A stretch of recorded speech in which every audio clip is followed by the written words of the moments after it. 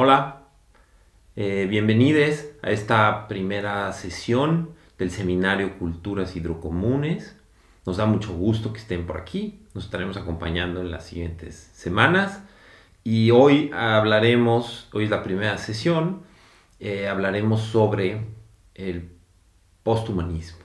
Es una introducción al posthumanismo. Veremos algunas de las filosofías asociadas a este término, que es un término paraguas, ¿no? Que engloba distintas formas de pensamiento, donde es importante la materia y cómo se relaciona entre sí, en particular las relaciones humanas y no humanas.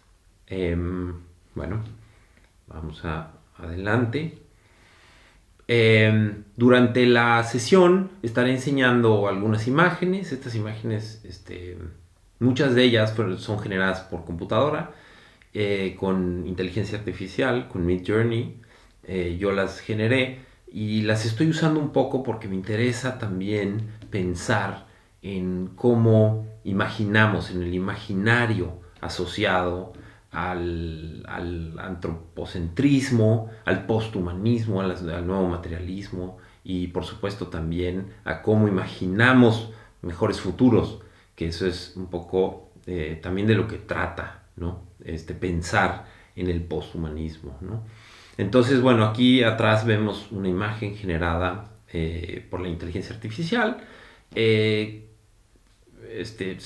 le pedí hacer un diagrama post-humanista, donde hubiera una relación entre la naturaleza, los humanos y la tecnología y la cultura. La estructura de la sesión tendrá tres partes. La primera parte trataremos las ideas de humanismo y cómo y transitamos del humanismo al posthumanismo. Y luego pasaremos una sección donde vemos una cartografía de materialismos y posthumanismos, ¿no? Es una especie como de abanico, ¿no? Descriptivo. Quizá de antemano voy a pedir una disculpa por si soy simplista o reduccionista, pero no nos dará tiempo. Pero un poco el objetivo, no nos dará tiempo de ver a detalle todo, pero el objetivo de la clase, de la sesión, es que llevarse un poco una idea del panorama, y entonces ya tendrán ustedes oportunidad de ir y buscar la bibliografía que bueno, les voy a compartir también. Y la tercera parte de esta sesión tendrá que ver también con plantear ideas sobre futuros posibles, ¿no? Eso es algo que me interesa mucho. Eso es a modo de resumen quizá, o quizá no tanto, sino como de invitación a pensarlo, ¿no? A pensar juntos. Lo primero, bueno, empezaré por el humanismo. Todos conocen, yo me imagino, la frase famosa de Protágoras de el hombre como medida de todas las cosas, ¿no? Me parece muy reveladora. Si bien Protágoras la planteó como una invitación al subjetivismo, a como finalmente el individuo es el que da valor al mundo, ¿no? El que mide al mundo. Sin embargo, tiene mucho de revelador. O sea, es una frase sumamente antropocentrista y, digamos, también problemática en un contexto de patriarcado, ¿no? Entonces, bueno, también la imagen de atrás es una imagen generada por la computadora, con la entrada justamente el hombre como medida de todas las cosas. Entonces genera esta como figura masculina que pues está juzgando y evaluando el conocimiento, ¿no? Me parece interesante, ¿no? Insisto, voy a regresar a estas ideas de cómo imaginamos el mundo, ¿no? Porque es muy importante, ¿no? Estamos hablando finalmente de arte y entonces es muy importante pensar en qué consecuencias tiene, en cómo podemos pensar en el posthumanismo, cómo pensamos en el humanismo, ¿no?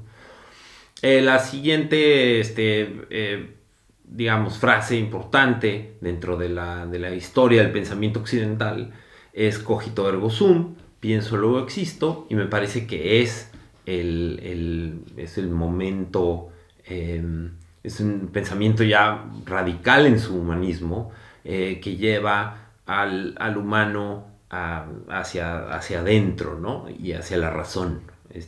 Como la razón es lo único que el hecho de dudar y de pensar es lo que comprueba la existencia, ¿no? Nuestra existencia. Entonces, bueno, esta es la imagen también generada por Midjourney, que son estos engranes y mecanismos, y etcétera, ¿no?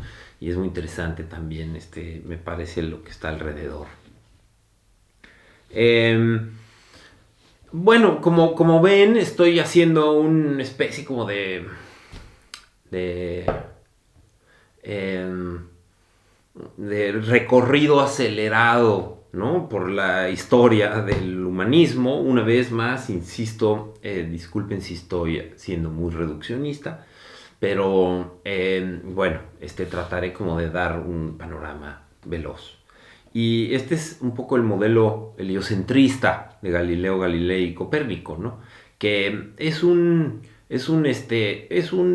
modelo que finalmente lo que hizo fue posicionar a la Tierra dando vueltas alrededor del Sol, cuando por mucho tiempo se pensó que en realidad la Tierra era el centro del universo, ¿no? Entonces, bueno, esto lo primero que hace es que cambia la visión planetaria, ¿no? Y eso pues tiene, por supuesto, como consecuencias considerables, importantes, bueno, no eran adecuadas para la época, pero sobre todo también no solo era el simple hecho de desplazar a la Tierra como centro del universo, sino también lo que sucedió con esto es que la ciencia de repente se volvió un espacio mucho más amplio. El espacio del conocimiento se volvió un espacio gigantesco digamos, todo el sistema solar de repente era el terreno de acción de la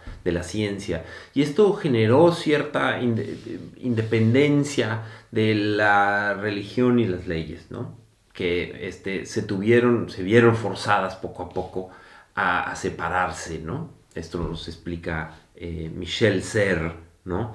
Muy bien. Entonces, él lo que dice aquí es que justamente la ciencia se volvió un espacio global e universal, independiente a los seres humanos, ¿no? Entonces, de repente, la naturaleza es el primer momento donde las ciencias naturales, la naturaleza, la ciencia, se vuelve una cosa global donde los humanos no están, ¿no?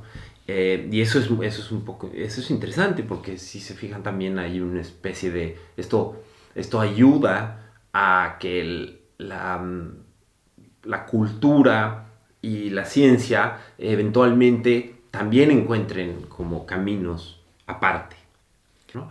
Aquí tenemos un diagrama del diagrama que hizo Galileo, ¿no? Ese es un diagrama de él donde el Sol está en el centro. Entonces también hay un imaginario, ¿no? Cómo la ciencia ilustra, cómo el arte y los pensadores y los caricaturistas. Aquí esta imagen es de Jean-Jacques Grandil de 1843 y es este personaje en un puente brincando mundos, ¿no? Que es una imagen muy bonita.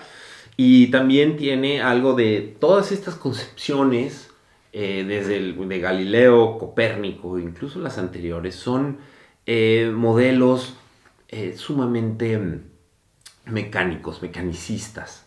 ¿Esto qué quiere decir? Que de alguna manera son leyes muy complejas de movimiento. Son las ideas de Kepler, por ejemplo, establecen las órbitas de los planetas, ¿no? Elípticas. Y, sin embargo, parecen muy mecánicas, ¿no? Son como si fueran la obra de un ingeniero, ¿no?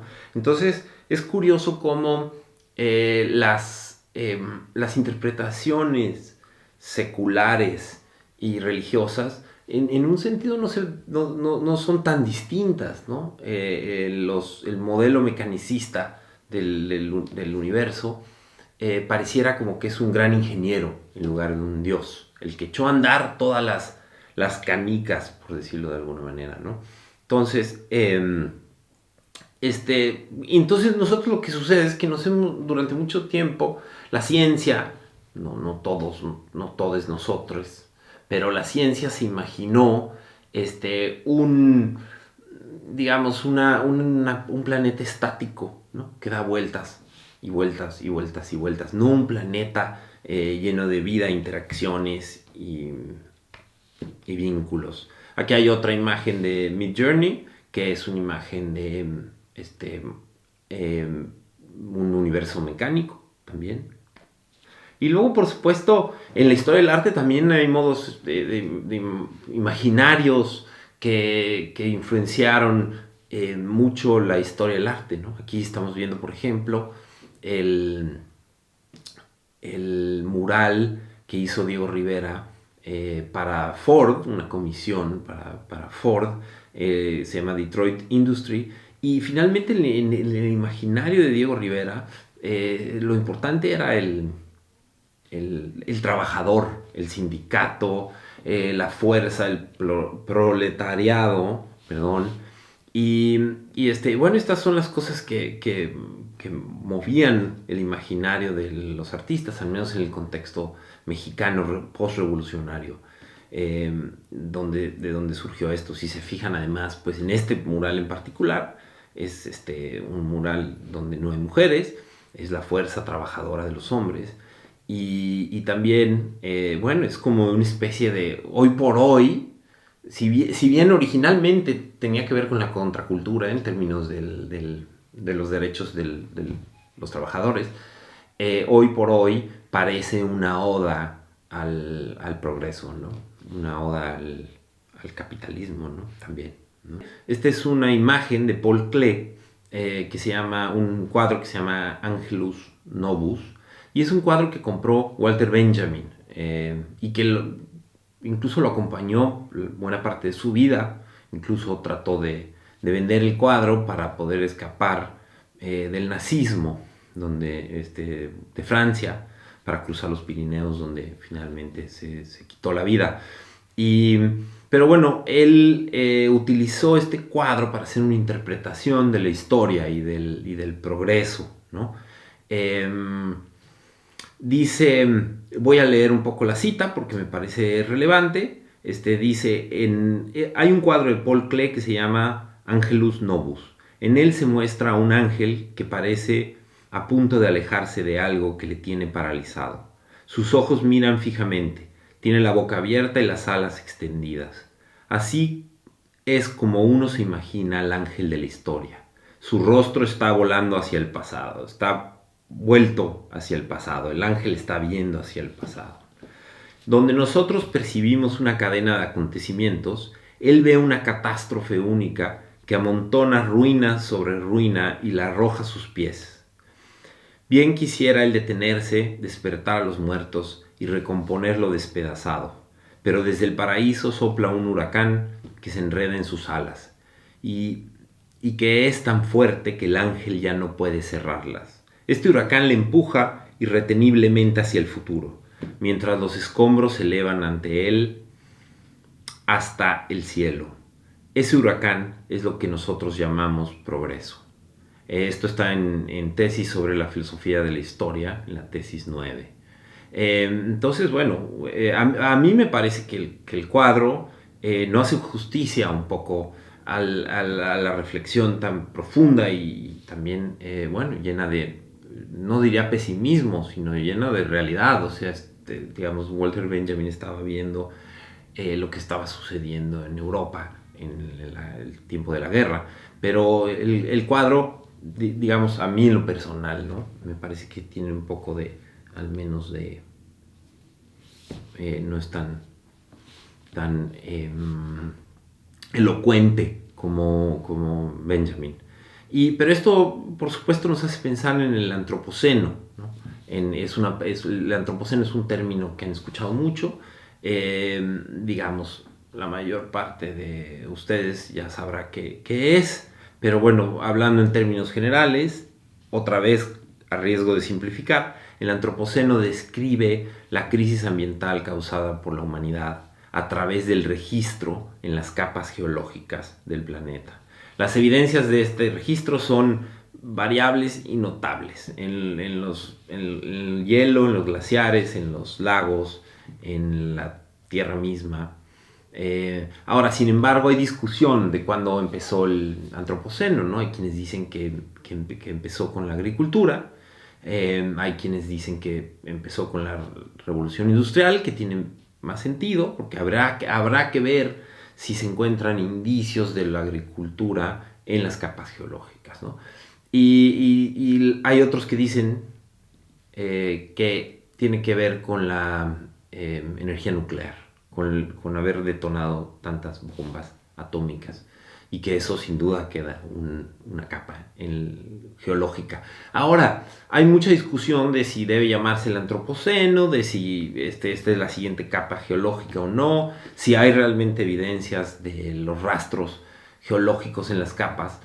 Y de repente, no diría que es bizantina esa discusión, pero lo que sí es un hecho es que todos tenemos claro que el impacto de los humanos en la Tierra ha sido considerable y notable, y con afectaciones masivas. Entonces, sí es importante saber si están en las capas geológicas, porque esto le da certidumbre, y por supuesto hay un sector de la población todavía considerable que no cree en el cambio climático, y estas son evidencias que serían útiles que sucedieran. Sin embargo, bueno, el antropoceno es una discusión abierta. Para mí resulta importante en términos de reconocer el impacto de las actividades humanas en el planeta. Por supuesto, también han escuchado, me imagino, de otras propuestas, ¿no? Como el Capitaloceno, por ejemplo, ¿no? Este es un libro interesante en español de Francisco Serratos, y hace una revisión del Antropoceno y del Capitaloceno y de estas otras alternativas. Pero un poco estas alternativas, en particular la del Capitaloceno, también plantea que, digamos, no todos hemos jugado el mismo rol en la transformación y en el impacto, ¿no? Lo que está hablando es que también han sido las grandes empresas, y a través de distintos mecanismos, también a través de los mecanismos de culpa, por ejemplo, a quien consume, ¿no? Que por supuesto que tenemos que ser responsables, de eso vamos a hablar en el posthumanismo, pero también estamos hablando de que las grandes empresas, las que están generando energía fósil a medidas increíbles, pues son de alguna manera tienen más culpa, ¿no? Entonces también trata un poco de poner en dimensión las cosas, ¿no? Bueno, acá hay otra imagen de Midjourney. No es una imagen, podría ser una imagen distópica, pero tampoco se aleja de muchos sitios, ¿no? Incluso en la Ciudad de México, de repente hay sitios que están así, ¿no? Por supuesto, esta imagen me parece brutal. Todos sabemos qué es, y es parte del imaginario, y por supuesto es una vergüenza, ¿no? Es digamos el punto más absurdo del impacto de los humanos sobre la Tierra, ¿no?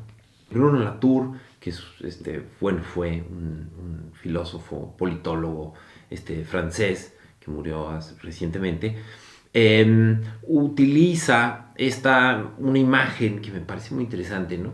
Que nos invita a pensar en la humanidad subida en un avión, ¿no? Y en este avión, de repente, el aeropuerto destino de la humanidad ya no existe. De repente llegan y nos dice el piloto, bueno, el aeropuerto donde íbamos a aterrizar ya no existe, ¿no? Ya no está ahí. Y entonces, bueno, por supuesto hay frustración, ¿no? De la humanidad, o sea, es decir, ok, tú me prometiste que me llevarías a tal lugar, por supuesto es una metáfora del progreso y de la modernidad, ¿no? De que que el bienestar iba a llegar a todos, ¿no? Que iba a fluir de arriba hacia abajo, ¿no? Y entonces de repente como no hay aeropuerto, entonces una de las reacciones es querer volver atrás y decir, bueno, no, a ver, ¿por qué no regresamos al otro aeropuerto, ¿no? A donde veníamos. Y esto lo explica Latour, también en función a Brexit, por ejemplo, sin afán de problematizar, ¿no? Eso es lo que él dice. O Trump, estas como ideas nacionalistas también de regresar a lo de antes, ¿no? Pero entonces él dice, lo que hay que darse cuenta es que tampoco está el aeropuerto y no podemos volver, hay como el ángel de Paul Klee, de Benjamin, pues digamos, el huracán nos está aventando hacia adelante, ¿no? Nos está aventando hacia adelante, hacia el futuro, ¿no? Y las ruinas se están construyendo enfrente de nosotros, ¿no? Entonces, no hay cómo volver atrás. Y entonces lo que hace Latour es que nos dice, a ver, lo que tenemos que pensar es en modos en los que podamos aterrizar. ¿Cómo podemos aterrizar en el planeta? ¿Cómo caer? ¿Cómo hacerlo mejor? ¿Cómo desplegar nuestros paracaídas? ¿Cómo descender? ¿Cómo acuatizar? Eso no lo dice Latour, por supuesto, pero me parece que en el contexto de este seminario viene al tema. Krenak también, Ailton Krenak también habla de acostumbrarnos a la caída. Ya veremos hacia el final de la presentación un poquito de este pensador importante, influyente ahorita en el pensamiento medioambiental, ecológico. Bueno, ok, pasamos finalmente a lo posthumano. Vamos a revisar un poco. Muy bien. Lo posthumano, como les decía hace rato, es un término paraguas para englobar varias formas de pensamiento. Es un instrumento productivo, dice Rossi Braidotti, que puede ayudarnos a considerar los principios fundamentales de nuestra interacción con otros agentes humanos y no humanos a escala planetaria. Entonces, la mayor parte del posthumanismo nos invita a pensar en las interacciones humanas, no humanas, ¿no? Cosas, animales, vegetación, ecología, aire, planetas, registros geológicos, etc. El posthumanismo es especialmente útil en esta época conocida como Antropoceno, momento histórico en que lo humano se ha convertido en una fuerza geológica en condiciones de influir en la vida de todo el planeta. Esto lo dice, como les dije, Rossi Braidotti en el The Posthuman. Es lo posthumano, me parece que se llama en español. Es una lectura que quizá ya hicieron para este momento o tienen que hacer. Aquí hay una cita, la parte de la introducción, pero por supuesto, si leen todo el libro, los invito a hacerlo. Lo posthumano, cito, suscita al mismo tiempo entusiasmo y ansiedad respecto de la posibilidad de una descentralización del hombre, primera medida de todas las cosas. Aquí regresamos a la idea de la medida de todas las cosas, de Protágoras, y entonces aquí nos está invitando el posthumanismo a confrontar esa idea. Y esto, por supuesto, genera entusiasmo, pero también ansiedad. Hay mucha ansiedad, ¿no? En estos temas y también en la idea de perder el centro. También esa es una de las razones por las cuales Galileo fue perseguido también, ¿no? Porque en el momento en el que ya empiezas a descentralizar, donde proyectas la Tierra fuera del centro del universo, pues genera ansiedad en el status quo. Aquí viene el término paraguas. Este, es un pensamiento que pone en manifiesto los vínculos profundos entre las cosas y resiste la consolidación de dicotomías naturaleza-cultura versus cultura, humano-no humano, tecnología-naturaleza. Y estas, bueno, son divisiones cartesianas que también tienen su origen, tanto por supuesto en el pensamiento de Descartes, de René Descartes, pero también en lo que hablábamos un poco en el momento donde las ciencias naturales también tomaron separación de las humanidades. Entonces, con el tiempo fuimos creando estos modelos del conocimiento y del universo donde estaban separadas en grandes dicotomías, ¿no? Y bueno, estos pensamientos poshumanistas, todos invitan a confrontar esas separaciones, ¿no? Y hacen énfasis en la materia, en la materialidad de las cosas. Se dice que son incluso giros, ahora se habla de giro de todo, pero son giros materialistas. Hay que aclarar un poco que cuando uno se refiere a materialista, por supuesto, no se refiere a las cosas materiales, ¿no? Sino como usamos de manera cotidiana, sino se refiere a la materia y a cómo los vínculos entre la materia. Pero lo vamos a ver un poquito más adelante, ya cuando entremos un poco más a detalle. Dentro de el posthumanismo está, los posthumanismos, como el libro de Braidotti, que ella utiliza esta idea de posthumanismo.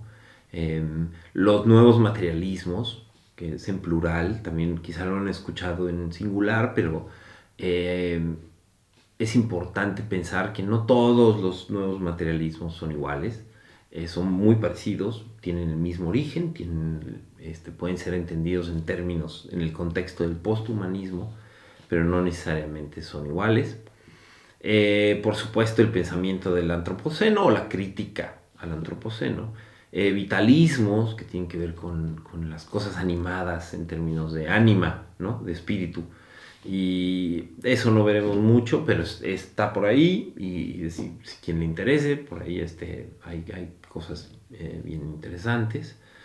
Ecofeminismos, geología de los medios, hidrocomún, por supuesto, en Astrida Neimanis y Lisa Blackmore, que veremos bastante de esto en el seminario.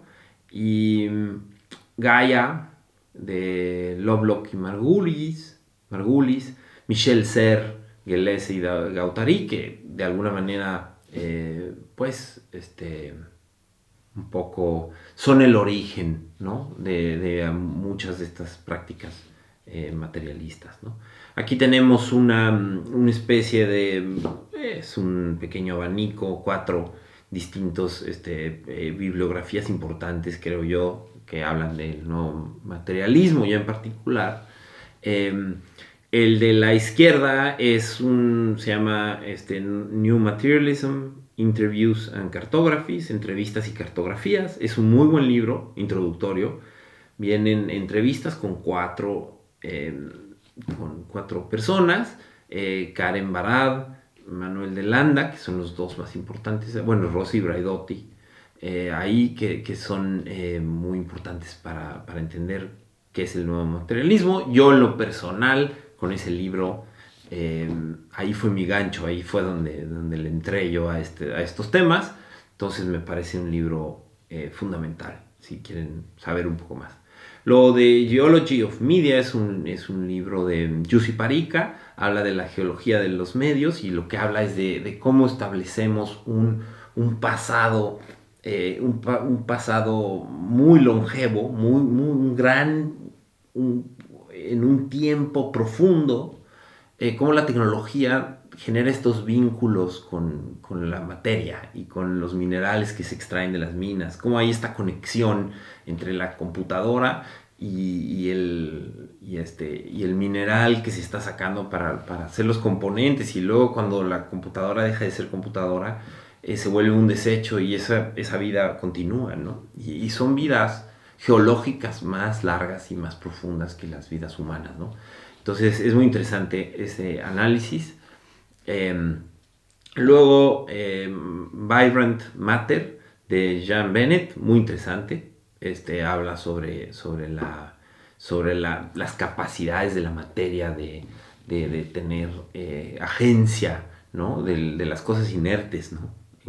Agencias, ya veremos más adelante a qué se refiere, muy en particular. Pero sí, lo que ella habla es de cómo la materia, el metal, la luz, la electricidad, las cosas del mundo, sobre todo las cosas, tienen eh, una vibración vital, ¿no? Y con esa vibración vital interactúan unas con las otras, ¿no? Y luego un libro importantísimo para mí, para mis proyectos, que se llama Meeting the Universe Halfway, Karen Barad. Digamos, este es un libro de feminismo y física cuántica, muy interesante, un poco complejo, pero es muy, para quien le interese la ciencia, ese va a ser un gran lugar para entrarle, ¿no? Y muy interesante, es un libro de filosofía, como digo, de física cuántica y con un enfoque feminista, ¿no? Eh, Muy interesante. Luego, bueno, aquí les decía que es muy importante aclarar que el materialismo no se refiere al pensamiento, a los bienes materiales, ¿no? Sino a todos los intercambios de materia, ¿no? Pero aquí es muy, muy importante que pensemos que la materia no solo es lo que hacen las cosas, de lo que están hechas las cosas, los átomos, las moléculas, etcétera, sino también las ideas, las palabras, los discursos, las costumbres humanas, los ritos. La materia en el nuevo materialismo y en el posthumanismo vale la pena verla como algo que tiene capacidad de afectar y de ser afectado, ¿no? Que tiene la capacidad de generar vínculos. Entonces, las palabras, por supuesto, hacen cosas en el mundo, ¿no? Tienen repercusiones, generan cosas muy concretas, ¿no? Es muy importante, justamente a lo que me refiero cuando digo que la materia hace cosas, que las palabras hacen cosas, quiere decir que tienen agencias, son agenciales.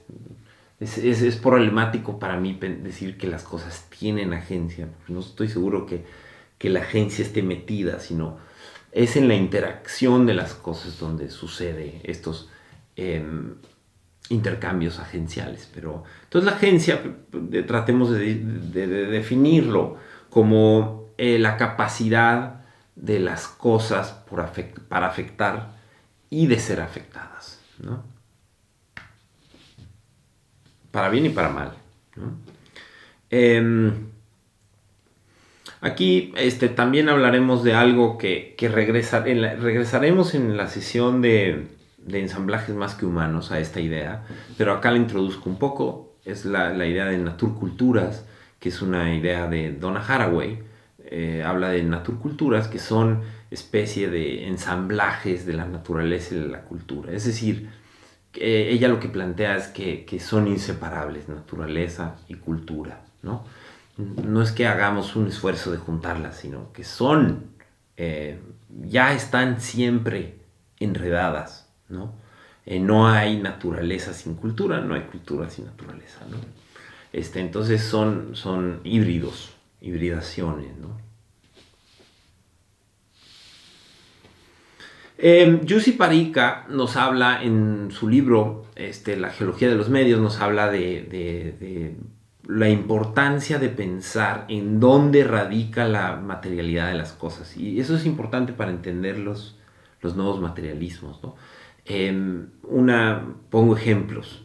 Para él, Jussi Parika, en Geología de los Medios, para él la materialidad, la raíz de la materialidad está en la gran historia de la geología, ¿no? Y cómo esa gran historia de la geología puede ir estructurando las historias humanas tecnológicas.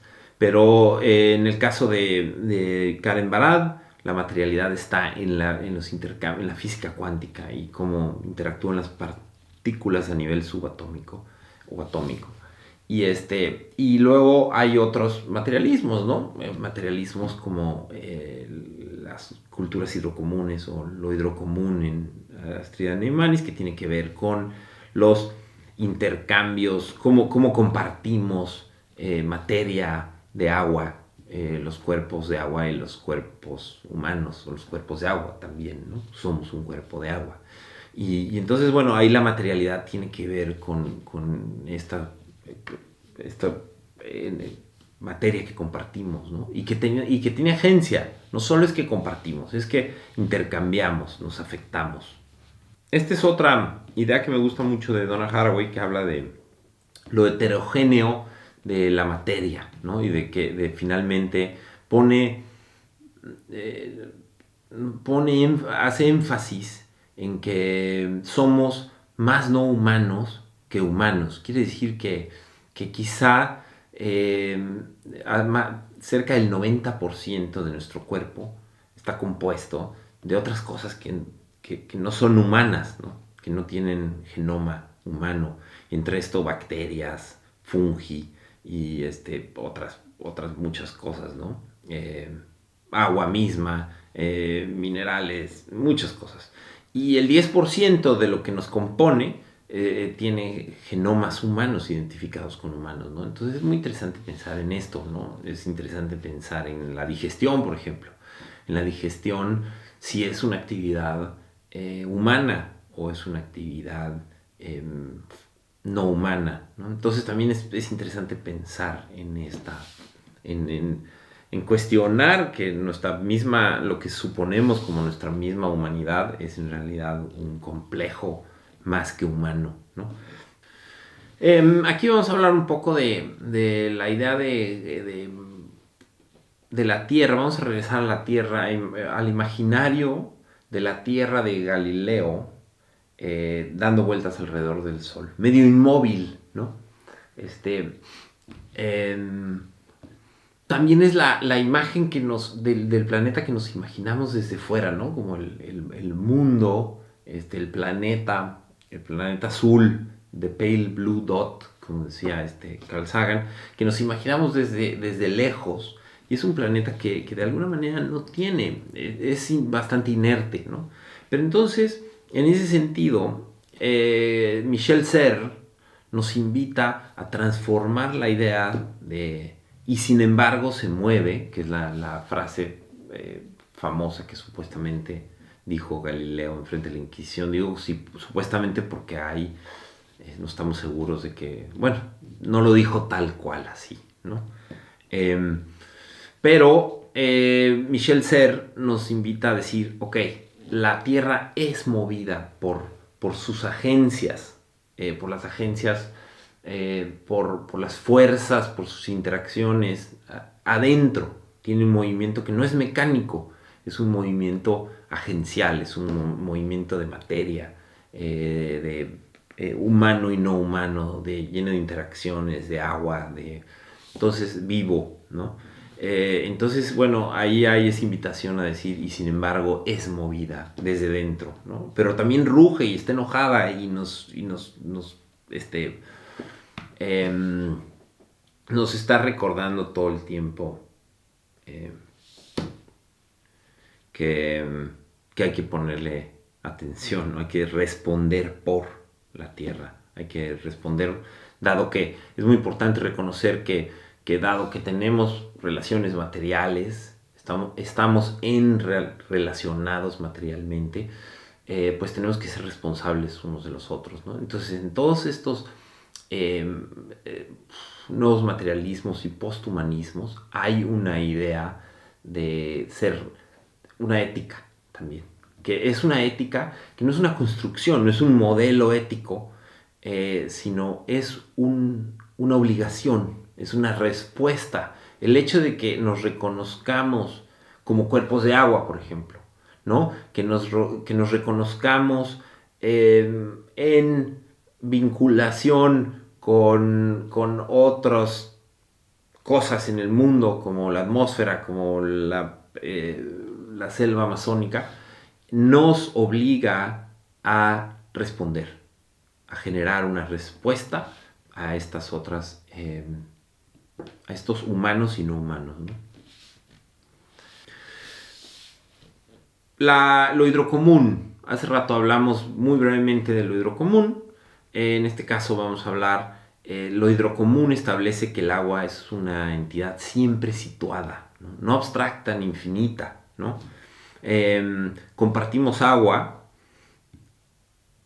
el agua nos atraviesa, ¿no? A nosotros, a los ríos y a nuestros vínculos, ¿no? Ya veremos también esto, por ejemplo, en el trabajo de Geneta Barsi, la idea de también cómo llorar, sudar, todos estos intercambios de cuerpos de agua, ¿no? Que también ponen en duda las fronteras de las cosas, ¿no? No solo las fronteras cartesianas, sino también las fronteras construidas de dónde acaba nuestro cuerpo, dónde empieza el de al lado, ¿no?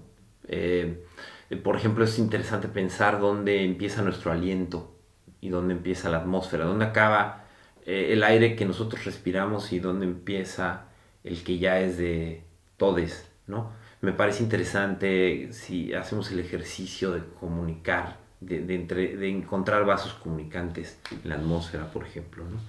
Y en el agua sucede lo mismo, ¿no? Y lo veremos en el trabajo de Astrida Neymanis y de Lisa Blackmore, que ella hablará a detalle de este tema, ¿no? Gaia es un término que ha generado confusión en su uso.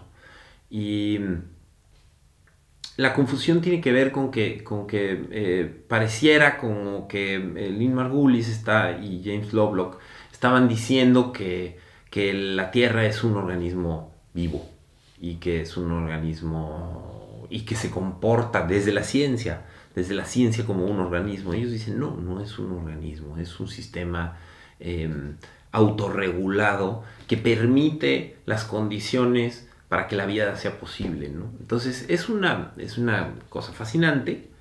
Habla de una atmósfera que está autorregulada por la vida en el planeta y asimismo la atmósfera permite la vida en el planeta. Entonces hay una autorregulación de procesos que tienen que ver también con cuestiones químicas, termodinámicas, que es muy interesante. Y esto es otra forma también bien interesante de aproximarse a lo posthumano, ¿no? Como entender las interacciones atmosféricas, pero también la relación de la vida con la atmósfera, ¿no? Sobre todo en un momento donde estamos afectando tanto, ¿no? Justamente en particular a la atmósfera, ¿no? Además de los ríos. Bueno, aquí voy a pasar un poquito al tema de los futuros posibles, la importancia de pensar en alternativas, ¿no? Hemos visto también todas las consecuencias del antropoceno y queremos, por supuesto, pensar en mejores modos de hacer las cosas, ¿no? Entonces, en su libro de The Mushroom at the End of the World, Anna Tsing también habla de ruinas, como Benjamin. Pero Anna Tsing se refiere a ecosistemas dañados, comunidades desplazadas, paisajes y formas de vida violentados. Por supuesto, también Benjamin en ese sentido estaba pensando en cosas similares en otro contexto, pero incluyo aquí la referencia al texto de Anna Tsing porque propone modos de vivir entre las ruinas, ¿no? Ella nos invita a ser resilientes, a vivir en contacto, digo, en precariedad, o sea, ella habla de la resiliencia y la precariedad como las condiciones que pueden hacer posibles a la vida, ¿no? Entonces, de un río cadavérico, un río muerto, como el río Bogotá, pues también hay oportunidades de redescubrimiento, de renacer, de limpieza, ¿no?